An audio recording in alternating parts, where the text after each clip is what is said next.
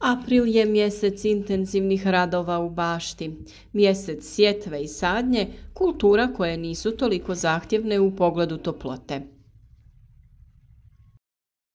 Dani postaju sve duži i topliji, a radovi u bašti sve intenzivniji. Ovo je mjesec njegovanja presadnica, ali i mjesec u kome sadimo i sijemo mnoge biljne vrste.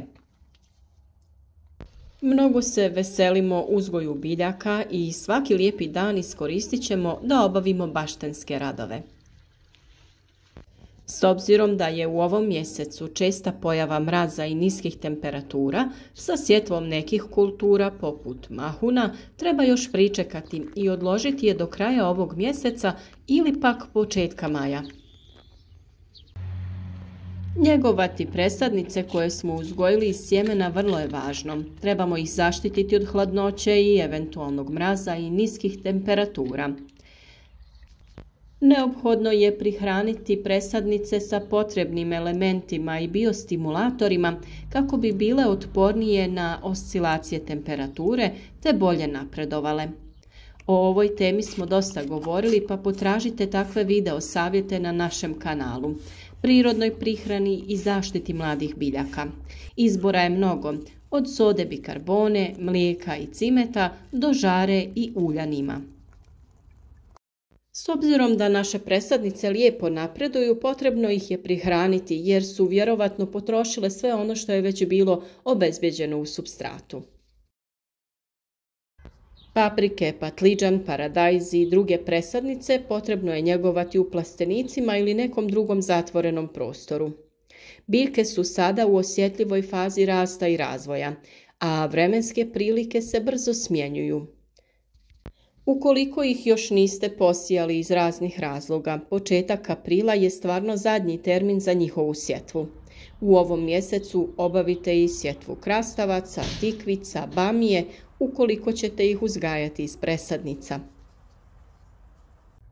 Pravo je vrijeme da se mlade biljke pikiraju u veće posudice, a zatim da ih prihranimo odgovarajućim hranjivima. Za većinu toploljubivih kultura temperatura u plasteniku ne smije biti niža od 15 stepeni Celzijusa, jer će to izazvati stres i slabije formiranje cvjetnih pupoljaka, što će umanjiti urod. Ukoliko ste posljednje vrijeme pratili naše video savjete, mogli ste vidjeti kako smo mi zaštitili naše biljke u improviziranom malom plasteniku koji se nalazi unutar velikog plastenika. Postavili smo konstrukciju i najlon u koji smo stavili samo 2 obične sijalice. To je sasvim dovoljno da održava noćnu temperaturu, tako da mraz i niže temperature ne ostave posljedice na našim biljkama. April je mjesec i sjetve i sadnje kultura koje nisu toliko zahtjevne u pogledu toplote. Idealno je vrijeme za sadnju krompira ukoliko to već niste odradili, jer mnoge je ovaj rast temperatura primamio da ranije odrade sadnju krompira i drugih kultura. Zemlja se dovoljno zagrijala što će omogućiti brzo nicanje krtola, posebno ukoliko ste ih naklijali. One naklijale brže niču u odnosu na krtole bez dobro razvijenih klica. Suviše tanke, duge i blijede klice potrebno je odstraniti. Ove klice su sklone truljenju nakon sadnje. Osim krompira, sade se i presadnice kupusnjača koje smo ranije posijali. Obavlja se sjetva mrkve, peršuna, pastrnjaka i drugog povrća, začinskog, ljekovitog i ukrasnog bilja. Prije sjetve potrebno je pripremiti gredice ili sjetvena mjesta.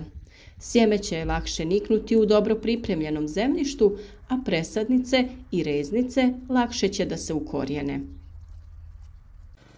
Često smo govorili upravo o pripremi zemljišta i koliko je važno da se to odradi na pravi način, da se dodaju potrebna hranjiva kako bi biljke imale sve što im je potrebno za početni rast i razvoj. To možete potražiti u posebnom video savjetu na našem kanalu.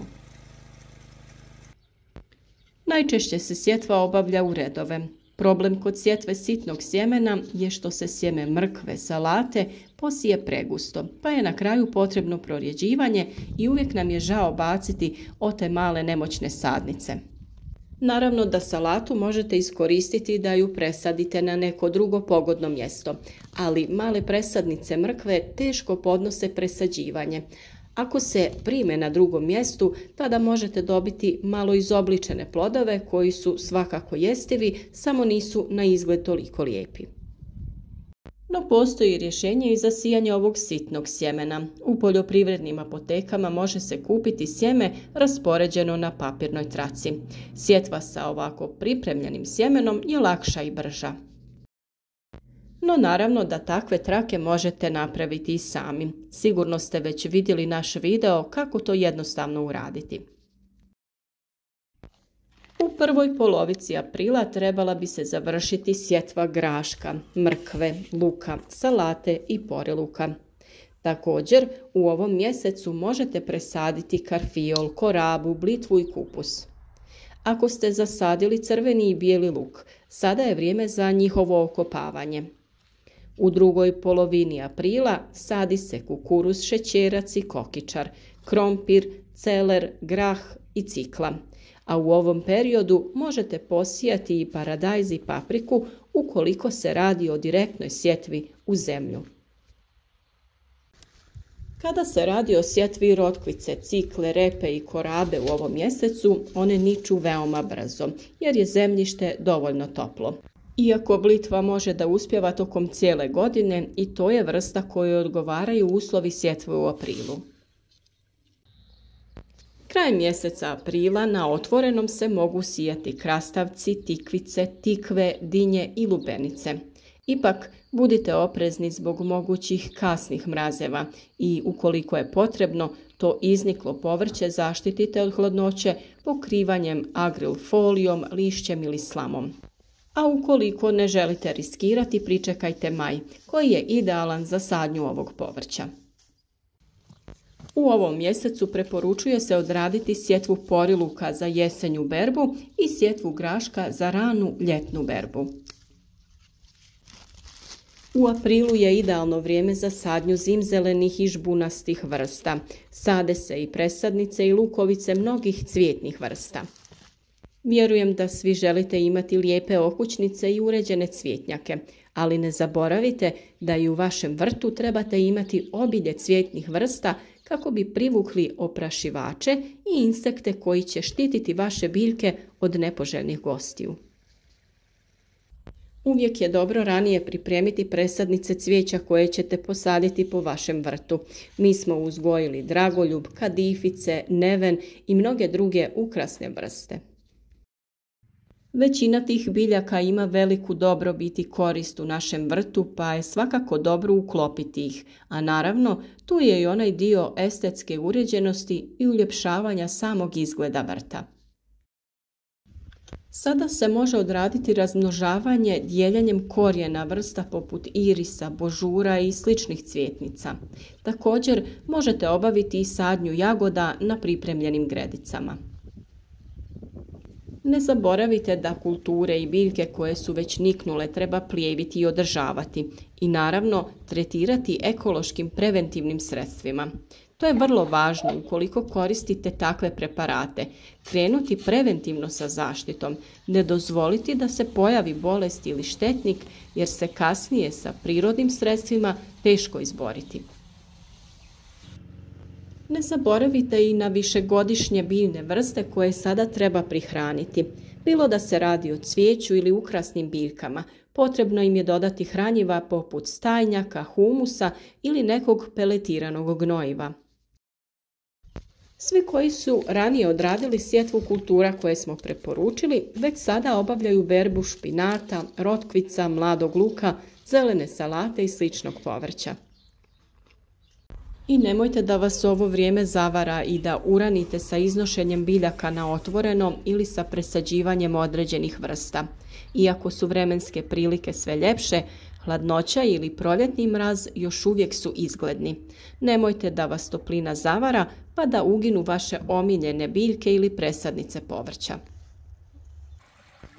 Kako bi privukli korisne kukce koji će biti vaši saveznici u prirodnoj borbi protiv štetnika, u blizini vašeg vrta ili u njemu, postavite ovakve kućice gdje će pčele samice, bubamare i drugi korisni insekti naći utočište i pomoći vam zadržati štetnike van vrta. O ovoj temi imate poseban video koji smo objavili prije samo nekoliko dana, pa se informirajte. Vjerujem da mnogi koji nisu pogledali taj video će se iznenaditi koliko korisni insekti mogu pomoći u održavanju ekološkog vrta. Kada se završe svi proljetni radovi, kreće se sa površinskom obradom zemljišta u voćnjacima i đubrenjem, ako za tim ima potrebe. Nakon toga na red dolazi proljetno prskanje radi zaštite voćaka od kasnih mrazeva i štetnika sa prirodnim biostimulatorima. U ovom razdoblju može se obaviti i rezidba maline i kupine. Obavlja se prekalemljivanje, a također je obavezna i gnojidba dušičnim gnojivima. Skoro pa je vrijeme za obavljanje svih poslova osim sadnje presadnica na otvorenom. Ukoliko vam pomisao na sve ove obaveze zadaje muke i glavobolje, krenite polako, sve ćete stići na vrijeme, nema žurbe. Odredite prioritete poslova koji se baš moraju odraditi, poput posljednjih orezivanja, prihrane, a onda lagano krenite sa sjetvom. Neka ovo bude opuštajući posao. Mi smo mnogo toga već posijali i posadili, što na jesen, što posljednjih mjeseci, ali neke kulture ćemo i u ovom mjesecu ponovno sijati. Na taj način ćemo imati nekoliko ciklusa berbe. Imati ćemo izmjene kultura koje se slažu u plodoredu kao rani grašak, nakon čije berbe na to mjesto presađujemo kupusnjače. O svim ovim radnjama imate posebne video savjete na našem kanalu. Mislim da je bilo koja tema koja vas zanima dostupna kod nas. Od sjetve, uzgoja presadnica, sadnje, uzgoja i presađivanja voćaka, njihovo razmnožavanje, zaštita i prihrana. Bilo da se radi o potpuno prirodnom ekološkom uzgoju ili želite neki savjet koji uključuje i neke hemijske preparate. Nadamo se da ćete naći nešto korisno i da će to biti razlog da se u ovoj i narednim sezonama uzgoja družite s nama i redovno pratite naš kanal.